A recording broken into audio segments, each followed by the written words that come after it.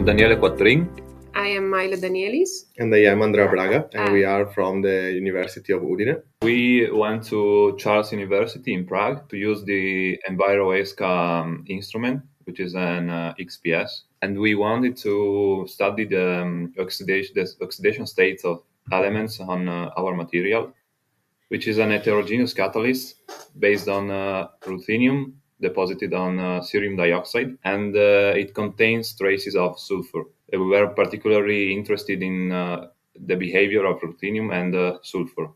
The EnviroESCA that is present at the Charles University Prague is a very nice instrument because it allows to study the surface of these materials under relevant reaction conditions. In fact, we can study catalytic reactions at a pressure of 1 up to 5 millibars, while in normal XPS instrument we can measure the chemical state, the chemical environment of the materials. This is possible under very high vacuum, which is a condition that is very different compared to the working catalyst.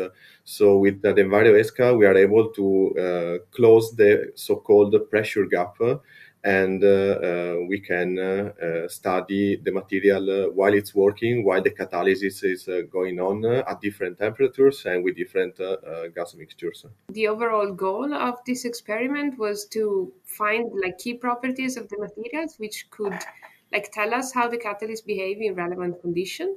And in this way, we can develop materials that could be more applied in real life conditions. So trying to move a little bit forward from the experiment or lab conditions to something that can be more developed and more useful at industrial level.